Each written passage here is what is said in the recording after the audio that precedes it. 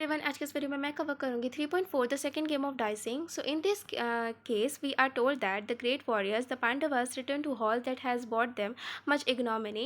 सो actually जो होता क्या है कि जो पांडवास होते हैं, जो ग्रेट वॉरियर्स होते हैं, वो वापस से आते हैं हॉल में जब उन लोगों को सेकंड गेम ऑफ डाइस खेलना होता है. एंड इग्नोमिनी मीन्स बहुत ज़्यादा एम्पेरसमेंट, तो वो काफ़ी ज़्यादा एम्पेरस्ड होते हैं. But they do so with the pay poised and काम. सो वो काफ़ी काम रहते हैं. Vijayapayana begins recounting the tale thus. They sat down at their ease and resumed the dicing, crushed down by fate for the destruction of the entire world. So actually जो game of dicing है उसने ऐसा destruction of the entire world कह दिया है. Note how the range of event gains almost cosmic proportions. A small incident such as dicing relevant only to two concerned parties eventually engulfs the entire world in the wake of its destruction. So actually होता क्या है कि एक छोटा सा incident होता है, एक डाइसिंग का इंसिडेंट होता है और एक मतलब सिर्फ दो पार्टीज इसमें इन्वॉल्व रहती है, पर जब वो डिस्ट्रक्शन वाला चीज़ होता है तो वो पूरे एंटायर वर्ल्ड के लिए होता है. The active agency of fate and the complete submission of human beings to it are re informed here. So actually यहाँ पे री इन्फॉर्म किया गया है कि जो submission of entire human beings जो है यहाँ पे कंप्लीट ह्यूमन बींग्स, वो बताया गया है. Had the Pandavas proactively intervened and refused to play the game, how would the events have unfolded. So actually होता क्या है, जो पांडवास जो होते हैं, अगर उन लोग रिफ्यूज़ कर देते गेम खेलने से तो क्या ये सारी चीज़ें अनफोल्ड हो जाती जो भी इवेंट्स होने वाले हैं. Would it have change the future course of events. तो क्या जो फ्यूचर में जो भी होने वाला है, जो भी कॉज होने वाला फ्यूचर में जो भी इवेंट्स होने वाला है, वो क्या उससे बच सकते थे, मतलब क्या वो चेंज हो सकता था. Okay, nonetheless, Yudhishthira, compelled by his shame and his love for law, again to had to go to the game. Thus, he understood wise as he was, the return of the game worrying will it not spell the Kurus destruction. So actually जो युधिष्ठिरा होता है पहले भी जान रहा होता है कि जो होने वाला है बहुत ज़्यादा डिस्ट्रक्शन होगा, क्योंकि गेम ऑफ डाइस जो है वो बहुत ज़्यादा मतलब क्योस क्रिएट करेगा और काफ़ी ज़्यादा डिस्ट्रक्शन वो पहले वाले में भी जानता था एंड दूसरे वाले में तो वो और भी ज़्यादा अवेयर था. बट एज़ उसके पास जो था धर्मा, तो उसकी वजह से उसको मना नहीं करना था एंड इसलिए वो वापस से आ जाता है सेकेंड गेम ऑफ डाइस खेलने के लिए. एंड वो काफ़ी ज़्यादा वरीड होता है कि ये सेकेंड गेम ऑफ डाइस की वजह से क्या ये कुरूज़ का डिस्ट्रक्शन ना हो जाए, कुरूज़ ख़त्म ना हो जाए. The law again hinders free choice. So यहाँ पे फिर से एक फ्री चॉइस देखने को मिलता है. We witness the Yudhishthira is worried about the destruction of the Kuru clan. So यहाँ पे जो युधिष्ठिरा होता है वो वरीड होता है कुरु क्लैन के लिए एंड मतलब डिस्ट्रक्शन ना हो जाए, कुरु क्लैन ख़त्म ना हो जाए. Destruction that would be caused by the game. So यहाँ पे इस गेम की वजह से बहुत बड़ा कुछ डिस्ट्रक्शन ना हो जाए. He attempts a challenge to stake his kingdom and confirm trending trading it off for exile in the forest for 12 years and a 13th in incognito. So okay, so actually होता क्या है कि मतलब जो वहाँ पे शर्त होती है वो एक्चुअली ये होती है कि जो हारेगा वो 12 ईयर्स के लिए वनवास में चला जाएगा, फॉरेस्ट में जाएगा एंड उसको डियर स्किन वगैरह पहन के रहना पड़ेगा. एंड जो 13th ईयर होगा उसको अपनी आइडेंटिटी वगैरह चेंज करके, अपना आवाज़ वगैरह चेंज करके छुप के रहना पड़ेगा ताकि उनको कोई पहचान ना पाए. Having lost the game of Shakuni.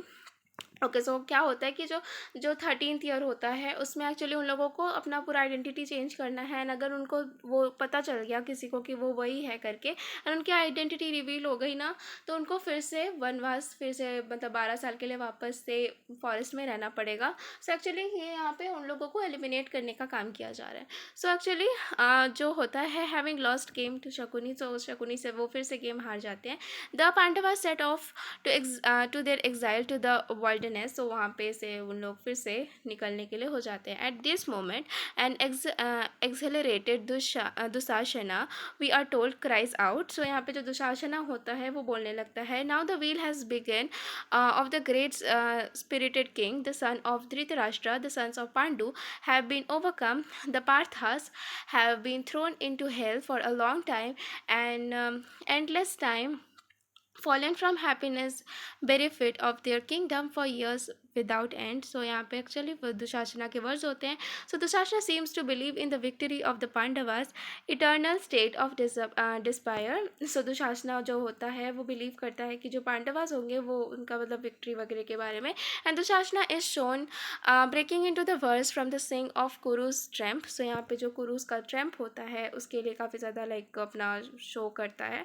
And he urges Draupadi to abandon for Pandavas and choose man of wealth for the Kuru. So यहाँ पे जो दुशासना होता है वो अर्ज करता है कि जो द्रौपदी है वो अभी तो पांडवास के पास कुछ रहा नहीं, उनको भी फॉरेस्ट जाना पड़ेगा, उनके पास अभी कुछ लग्जरी वगैरह नहीं है, कोई भी मतलब कोई भी सुविधा वगैरह उनके पास नहीं है। तो वो ऐसा अर्ज करता है कि द्रौपदी को एक नया मैन चूज़ कर लेना चाहिए, एक दूसरा हस्बैंड ले लेना चाहिए, ताकि वो अपना जो भी वेल्थ वगैरह के साथ वो अच्छे से रह सके। एंड वेल्थ वगैरह जो होता है वो कुरुस के पास होता है अभी तो इसीलिए जो द्रौपदी होता है ना वो मतलब वो ऐसा अर्ज करता है कि वो अपने कुरुस में से किसी को अपना एक हस्बैंड चूज़ कर ले ताकि उसको सब कुछ मिल सके।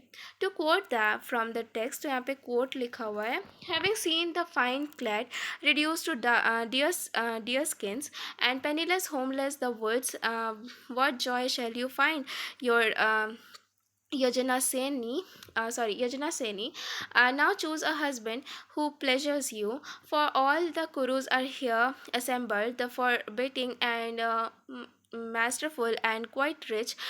Choose one of them to be your husband. This turn of the tide should not distress you. So यहाँ पे एक्चुअली इसका वर्ड्स होता है कि जो डियर स्किन पहन के उनको वहाँ से जाना पड़ेगा, पेनीलेस मीन्स उनके पास कुछ पैसे वगैरह नहीं होंगे, एंड होमलेस घर भी नहीं होगा, एंड उनके पास लिटरली कुछ भी नहीं होगा, तो वो उनके लिए अब मतलब कुछ नहीं है, तो उनके पास कुछ नहीं है, तो फिर वो ऐसा बोलता है कि द्रौपदी को एक मतलब जिसके पास वेल्थ है और का जो कुरुज होते हैं, जो कौरवास होते हैं, वो उनके पास अभी तो मतलब सारी सुविधा है, उनके पास घर भी है, उनके पास सब कुछ है, तो उनको उनमें से कोई एक हस्बैंड चूज़ कर लेना चाहिए ताकि उनको भी सब कुछ मिल जाए।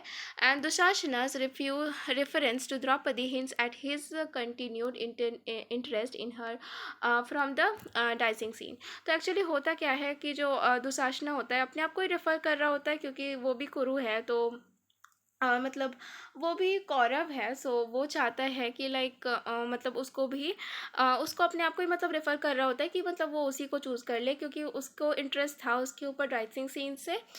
It was also a way of diver divesting the authority of the Pandavas vis-a-vis the women they married। So actually जो मतलब पांडवास जो होता है वो उनकी अथॉरिटी होती है, उनकी मतलब एक उनकी प्रॉपर्टी होती है। तो जो द्रौपदी होती है जो उनसे मैरिड होती है, तो एक्चुअली उनको मैरिड कर मतलब वो शादी करा है, तो इसीलिए उनकी प्रॉपर्टी हो गई है, तो उनका मतलब उनकी चीज़ ले लिया ऐसा।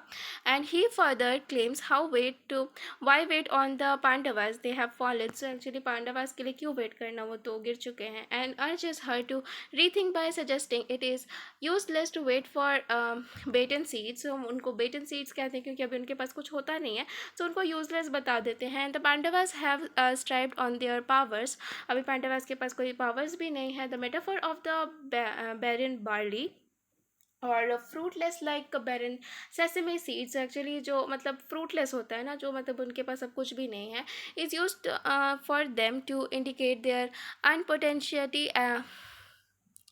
unpotency unpotency as males and by extension of owners of kingdoms and wealth। so actually जो मतलब उनके पास किंगडम नहीं है, जो ओनर ऑफ मतलब किंगडम और वेल्थ है, तो उनके पास जो मेल्स हैं उनके पास, जिनके पास किंगडम है, वेल्थ है और उनके पास, so it is at this point when their manhood is challenged। तो एक्चुअली उनके पास ना अभी किंगडम है ना अभी वेल्थ है, तो एक्चुअली उनका जो मतलब उन मेल्स के पास अभी कुछ भी नहीं है, तो उनके लिए क्यों वेट करना, वो तो अब मतलब फ्रूटलेस है, अभी उनके पास कुछ भी नहीं है। सो एक्चुअली ऐसा उनको कहते हैं।